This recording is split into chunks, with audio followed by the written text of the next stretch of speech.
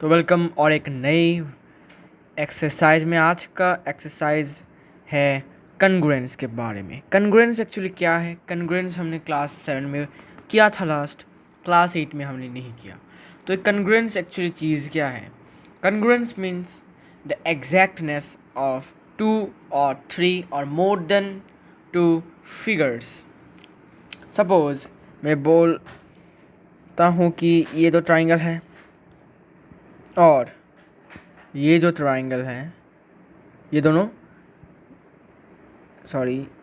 Triangles equal हैं और देखने में आइडेंटिकल हैं। ठीक है, मतलब ये दोनों ट्राइंगल्स का जो, सपोज मैं बोलता हूँ, इसको नाम दे देता हूँ ट्राइंगल ए बी सी, इसको देता हूँ पी क्यू आर। ठीक है, तो कॉन्ग्रुएंस मीन्स अगर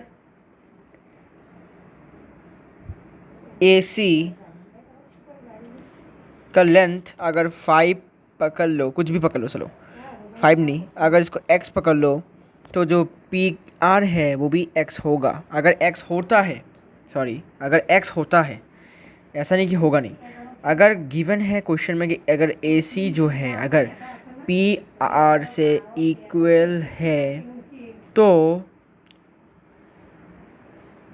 ये साइड और ये साइड तो इक्वल है। इसका मतलब अगर ये x होता है ये वाला साइड, तो ये वाला साइड का भी वैल्यू x होगा, मीन्स इक्वल होगा। ठीक है, अगर आपको क्वेश्चन में गिवन है कि R Q, side R Q और बी सी जो है इक्वल है, ये दोनों लाइन इक्वल, दोनों साइड इक्वल है, तो ये अगर y होता है तो ये भी y होगा। ठीक है ना। इसके बाद अगर पी क्यू और ए बी इक्वल होता है तो अगर ये z होता है तो ये भी z होगा, क्योंकि ये इक्वल है। तब हम इसको बोलेंगे देयरफॉर, अच्छा पहले लिखो A C is equal to P R, इसके बाद लिखो C B is equal to R Q, इसके बाद P Q is equal to A B. Therefore triangle A B C is equal to triangle P Q R. इस equal नहीं होगा, अभी होगा कॉन्ग्रुएंट। कॉन्ग्रुएंट का साइन कैसा होता है? इक्वल टू के ऊपर एक wave means curve line.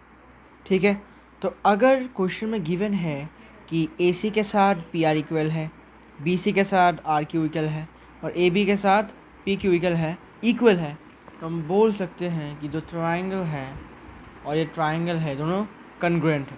Congruent मतलब क्या? जब ये ट्राइंगल और ये ट्राइंगल का सारे के सारे साइड्स, इसका इस वाले ट्राइंगल का सारे के सारे साइड्स इस वाले ट्राइंगल के साथ इक्वल होता है, तब हम बोलते हैं this two triangles are congruent. अभी कॉन्ग्रुएंट सिर्फ ट्राइंगल में नहीं, एंगल में भी हो सकता है। जैसे कि मैं अगर बोलूँ कि दिस इज एन एंगल, ये एक एंगल है, सिमिलरली यहाँ पर और एक एंगल है। ठीक है, तो अभी क्या होगा कि अगर इस वाले क्वेश्चन में अगर गिवन है कि सपोज इसको मान लेते हैं एंगल ए ओ बी और इसको मान लेते हैं पी क्यू आर,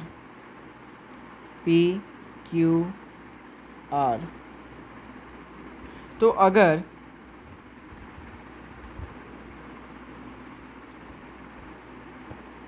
अगर हमने ये प्रूव कर लिया कि angle A B C is congruent to angle, A O B होगा, A O B is congruent to angle P Q R, तब हम बोल सकते हैं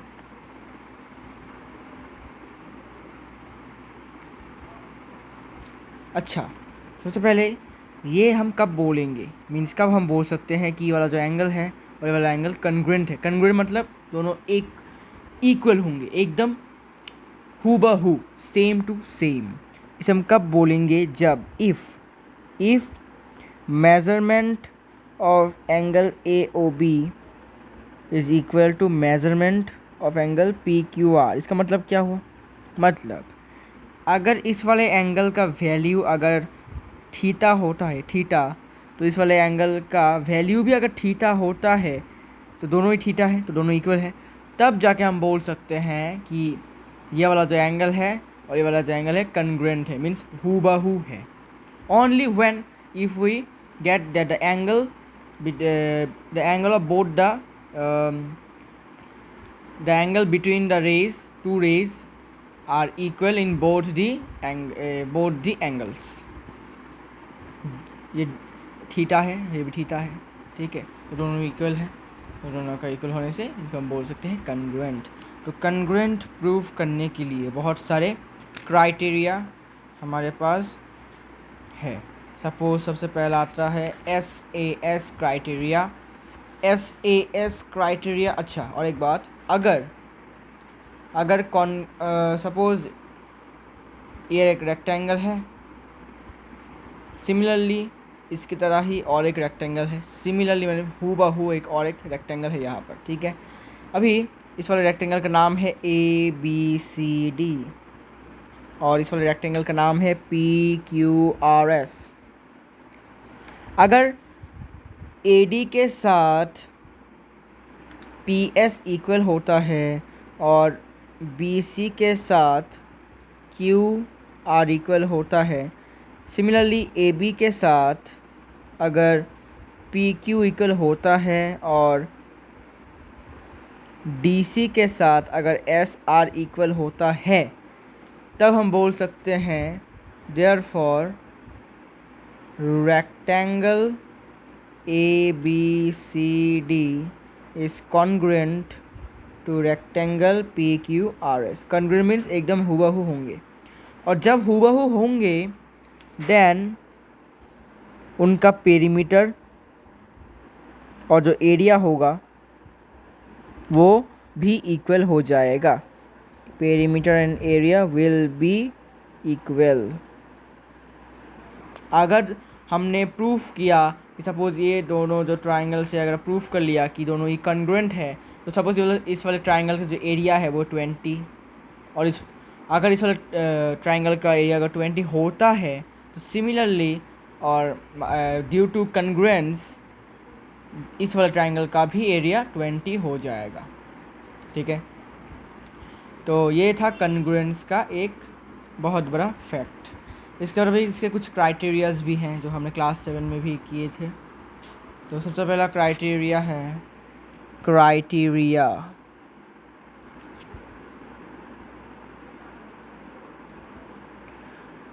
सबसे पहला है साइड एंगल साइड, SAS बोलते हैं शॉर्टकट में, इसे बोलते हैं साइड एंगल साइड। तो इसका मतलब क्या है?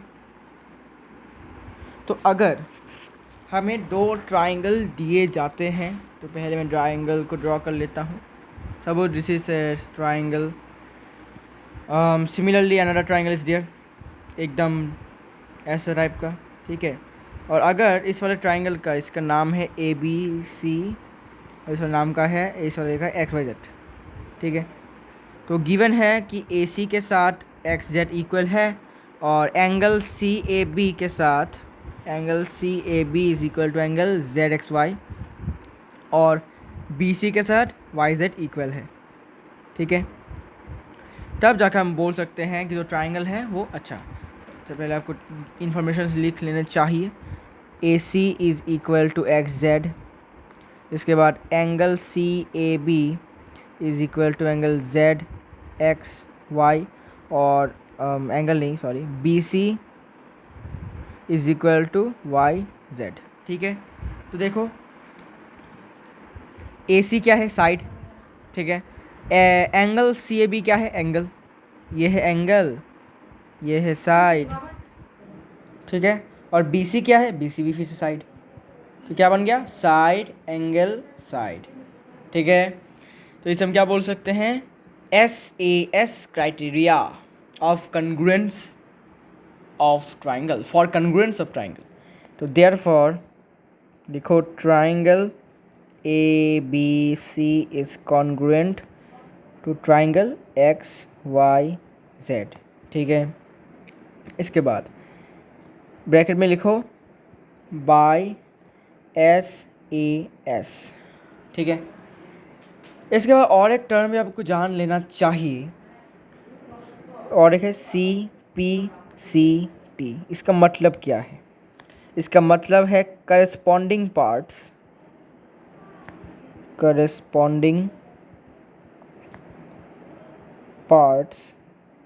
ऑफ कॉन्ग्रुएंट ट्राइंगल या फिर कॉन्ग्रुएंट ट्राइंगल्स, ठीक है। तो this is one more term we got now, CPCT। What is CPCT? It is the corresponding parts of congruent triangles। मतलब इसका काम क्या है? इसका काम है, सपोज हमने क्या देखा कि इस वाले ट्राइंगल में AC के साथ XZ इक्वल है, ठीक है, और BC के साथ ZY इक्वल है, लेकिन ये गिवन नहीं है कि जो AB के साथ है, AB के साथ XY इक्वल है। तो हम CPCT से क्या बोल सकते हैं? तो इसके बाद लिखो therefore by CPCT we can write anything। CPCT से आप कुछ भी इक्वल कर सकते हो इन दोनों ट्राइंगल के बीच। आप चाहो तो एंगल CBA को एंगल ZYX के साथ इक्वल बना सकते हो, या फिर आप एंगल BCA के साथ एंगल YZX को इक्वल बना सकते हो, ठीक है। और या फिर आपको बोल सकते हो कि AB के साथ XY इक्वल है, ठीक है। कोई भी कर सकते हो, कुछ भी कर सकते हो आप। CPCT एक ऐसा हथियार है, आप कुछ भी कर सकते हो इसके साथ। You can prove anything equal between the two triangles. तो आप लिख सकते हो AB के साथ XY इक्वल है, या फिर एंगल BCA के साथ एंगल YZX इक्वल है, ठीक है ना। इसके बाद कौन सा मैंने प्रूफ किया मैंने? अच्छा, AB के साथ XY इक्वल प्रूफ किया। इसके बाद एंगल BCA के साथ एंगल YZX भी प्रूफ किया। इसके बाद हम लिख सकते हैं एंगल CBA के साथ एंगल ZYX इक्वल है, मीन्स ये वाला angle, this angle is equal to this angle। By CPCT we can do this type of things। So this is the power of CPCT, corresponding parts of congruent triangles, ठीक है। तो ये था SAS, जिसे हम short मैंने school में मैं ऐसे बोल रहा हूँ सस, ठीक है। अगर मैं टीचर बोलते हैं कि कैसे कन्ग्रुएंट से प्रूफ, मतलब कैसे कन्ग्रुएंट से इक्वल है, तो मैं बोल रहा हूँ सस, ठीक है, सस, ठीक है। तो SAS इतना बड़ा करके कोई बोलता नहीं, तो हम शॉर्ट टर्म में सस बोल देते हैं, ठीक है। It's our accent in school. इसके बाद आता है सेकंड क्राइटेरिया। तो फर्स्ट क्राइटेरिया क्या था? SAS, दैट इज सस। दी सेकंड है ASA, ठीक है। इसका कोई एसेंट नहीं है, अभी तक बना नहीं है, ठीक है। तो ASA मतलब क्या? एंगल साइड एंगल, ठीक है। तो मैं इन्हीं दो ट्राइंगल्स को फिर से लेता हूँ, ठीक है, क्योंकि इन दोनों ट्राइंगल से ही मैं बहुत कुछ कर सकता हूँ, ठीक है। तो सबसे पहले इन दोनों को ट्राइंगल ले लेता हूँ, ये इनको हटा देता हूँ, इनको हटा देता हूँ। इसके बाद हमारा काम ख़त्म हो जाएगा, बस हो गया। अभी क्वेश्चन में गिवन है, सपोज़ क्वेश्चन में गिवन है कि दोनों ट्राइंगल से ABC और ट्राइंगल XYZ, इनमें गिवन है सपोज़ AC के साथ, अच्छा पहले एंगल लिख देता हूँ, सपोज़ एंगल CAB के साथ एंगल ZXY इक्वल है, ये गिवन है क्वेश्चन में। इसके बाद गिवन है फिर से कि जो साइड AC है वो XZ के साथ इक्वल है। इसके बाद फिर से और एक एंगल है जिसका नाम है CBA एंगल, जो है वो और एक ट्राइंगल का ZYX के साथ इक्वल है, ठीक है। तो अब देखो कि ये क्या हो रहा है, एंगल, तो ये हो गया एंगल। इसके बाद AC क्या है, साइड,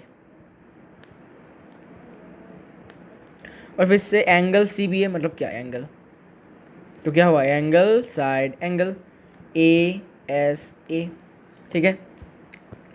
तो अब इसको लिखो therefore by A S A triangle A B C is congruent to triangle X Y Z. हो गया, ठीक है ना। या फिर आप लिख सकते हो इसको ऐसे ना लिख कर आप लिख सकते हो, थोड़ा सा चेंजेस होगा, क्योंकि हमारे पास क्या है ए बी का लेंथ मीन्स ऐसा क्वेश्चन में गिवन नहीं है कि ए बी जो है वो एक्स वाई जेड के साथ इक्वल है, तो हम यही लिख सकते हैं। हम क्या लिखेंगे, जो इक्वल है हमारे पास ए सी है, तो हम क्या लिख सकते हैं ट्राइंगल ए सी भी लिख सकते हैं, is equal to triangle X Y X Z Y, ठीक है ना। तो ऐसा लिखने का कारण क्या है, देखो पहले हम लिखेंगे ट्राइंगल ए सी बी। अभी देखो और एक गौर करने वाली चीज़ देखो, इज कॉन्ग्रुएंट टू ट्राइंगल। अभी देखो ए सी किसके साथ इक्वल है, क्वेश्चन में गिवन है ए सी किसके साथ इक्वल है, ए सी जो है एक्स जेड के साथ इक्वल है, तो हम ए सी के बाद यहाँ पर क्या लिखेंगे एक्स जेड, इसके बाद जो बाकी रहेगा वाई, ठीक है। ये हमेशा इंपॉर्टेंट है, कॉन्ग्रुएंट जब भी आप करोगे ये very very important for while writing X Z Y, ठीक है। यहाँ पर भी मैंने थोड़ा गलती किया है, यहाँ पर मैं ट्राइंगल ए बी सी नहीं लिखूंगा, क्योंकि मेरे पास ए बी जो है वो इक्वल गिवन नहीं है, ठीक है। क्वेश्चन में क्या क्या गिवन है, ए सी के साथ बी ए सी गिवन है, बी सी गिवन है, ठीक है ना। तो मैं इसको लिख सकता हूँ ऐसे कि triangle B C A will be congruent to triangle Y Z X. इसको लिखो triangle B C A is congruent to triangle B C के साथ कौन सा इक्वल है वाई जेड, तो लिखो वाई जेड, इसके बाद जो बाकी रहेगा एक्स, ठीक है। ये हमेशा फॉलो करना है हमें। तो this is all about the two congruent criterias of this. अभी सी बी सी डी से मैं क्या लिख सकता हूँ, therefore by C P C T से मैं कुछ भी लिख सकता हूँ। मैं लिख सकता हूँ B C is equal to Z Y, नहीं जेड वाई नहीं वाई जेड होगा। इसके बाद लिख सकता हूँ A B is equal to X Y. इसके बाद लिख सकता हूँ angle A C B is equal to angle X Z Y. और क्या लिख सकता हूँ, इतना ही लिख सकता हूँ मैं, ठीक है। तो सी बी सी डी से मैं कुछ भी दोनों के बीच में कुछ भी इक्वल लिख सकता हूँ, ये अपना पावर है। इसके बाद तीसरा क्राइटेरिया है ए एस, जिसे हम बोलते हैं एज अस, ठीक है। हमारा एसेंट है ये स्कूल में, हम इसके शॉर्ट फॉर्म में अस बोल लेते हैं। ए एस बोलने में थोड़ा टाइम लगता है ना, तो इसलिए हम अस बोल लेते हैं। It will B A S means angle side. तो आप बोलोगे कि ए एस ए और ए एस में डिफरेंट है क्या है, यहाँ पर भी है दो एंगल्स है, यहाँ पर भी दो एंगल्स है, ठीक है।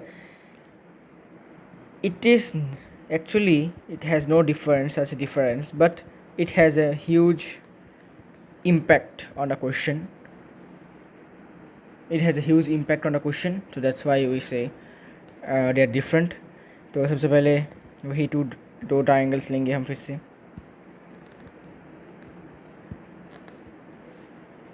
तो इस वाले ट्राइंगल में क्या करेंगे कि एंगल साइड,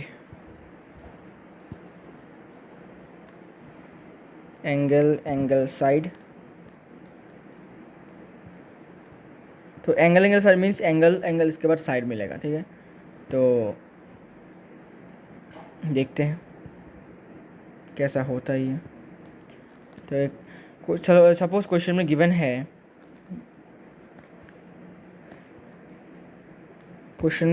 सपोज कि जो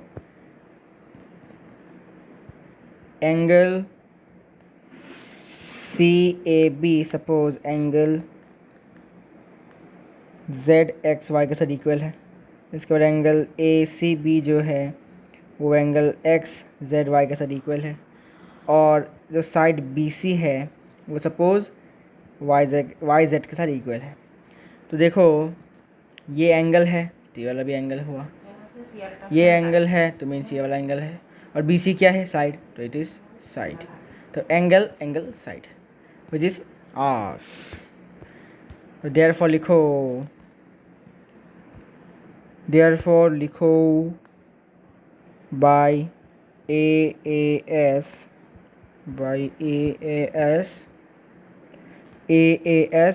ट्राइंगल ABC। अभी देखो फिर से ABC लिख नहीं पाएंगे हम, क्योंकि हमारे पास गिवन है side BC is equal to Y Z. हम लिखेंगे BCA is congruent to triangle YZX, क्योंकि हमारे पास सिर्फ साइड BC इसके साथ इक्वल है, तो we can write other sides. तो now we can write by CPCT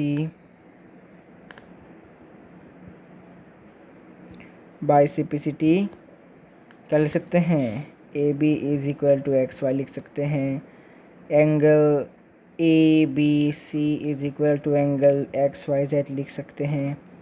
इसके बाद side AC is equal to side XZ लिख सकते हैं, ठीक है। तो therefore by CPCT we can write this type of things. Now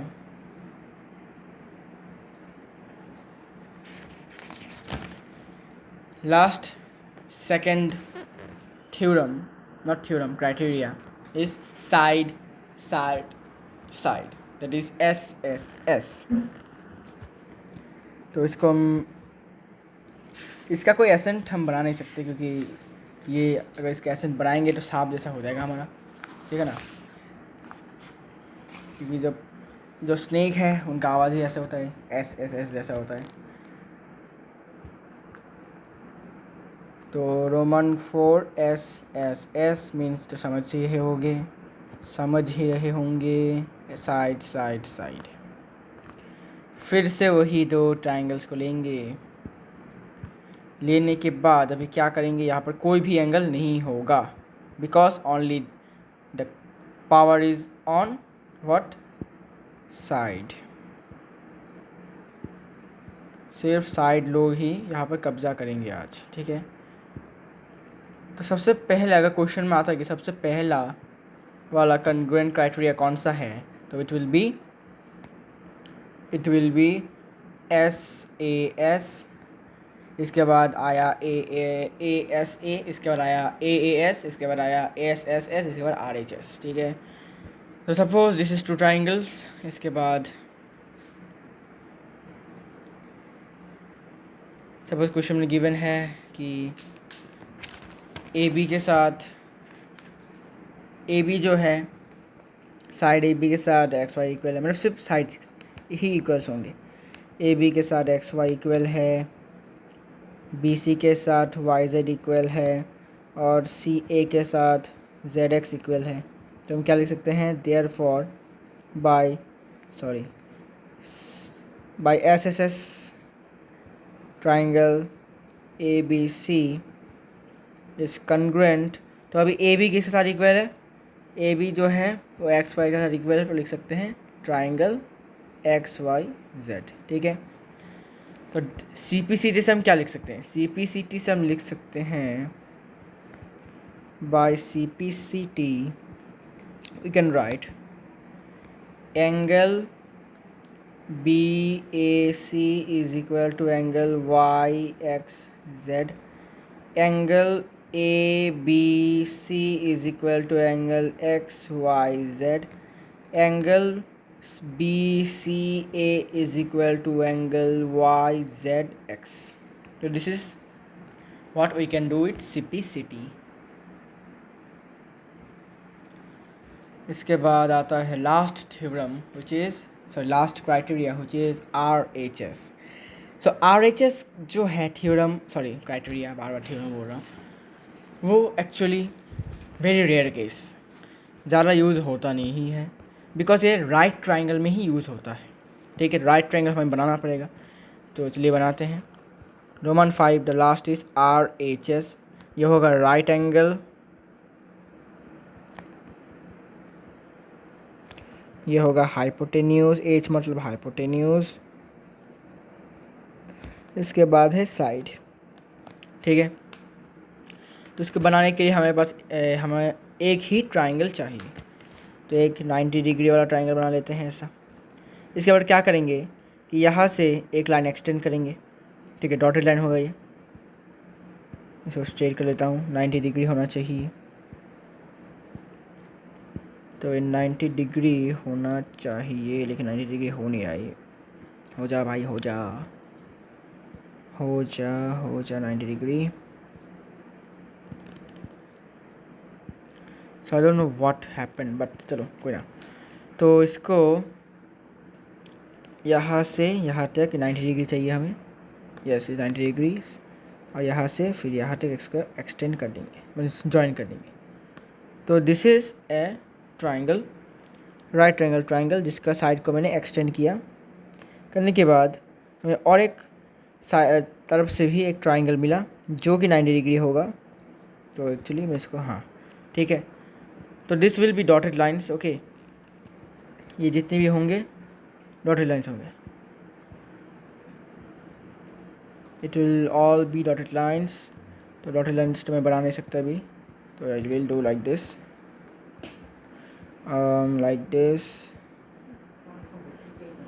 okay.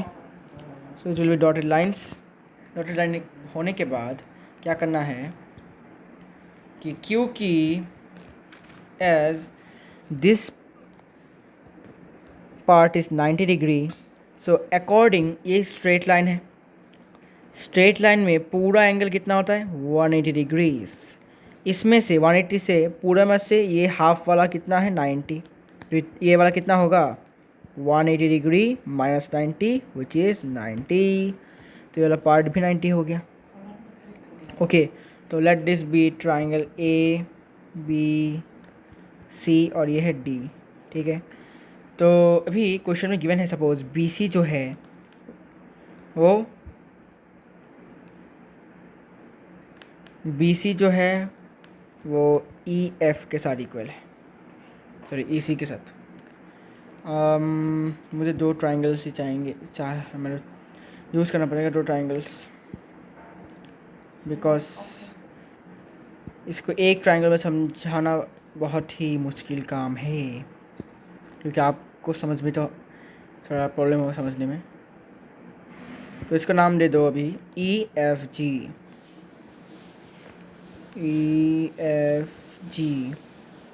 ठीक है, ये भी 90 डिग्री है, ये भी 90 डिग्री है।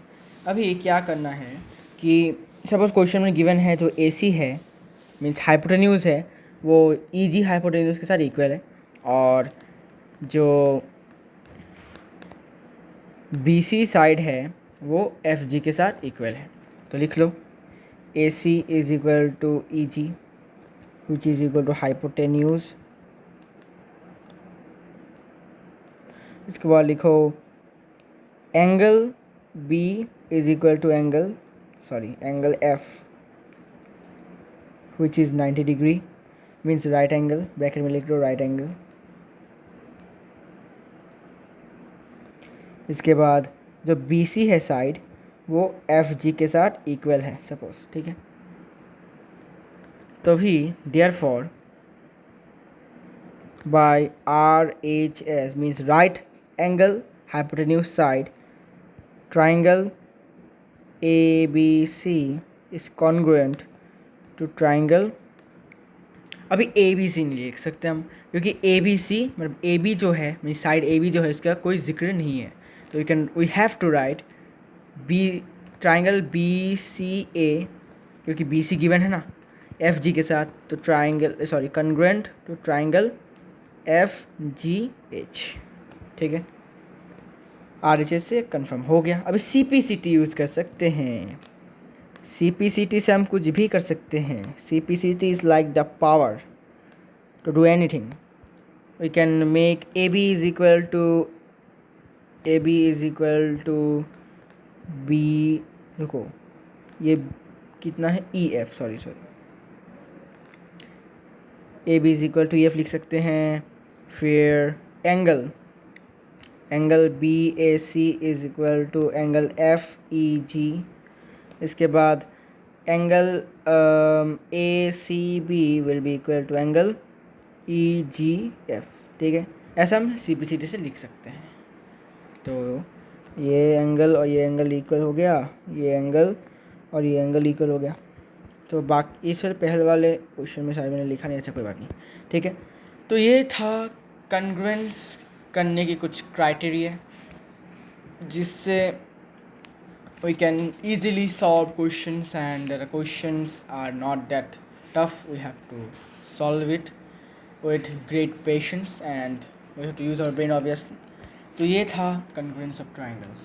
तो नेक्स्ट वीडियो में मैं आपको एक्सरसाइज 9A का क्वेश्चंस के डाउट्स सॉल्व करूँगा। तब तक के लिए गुड बाय।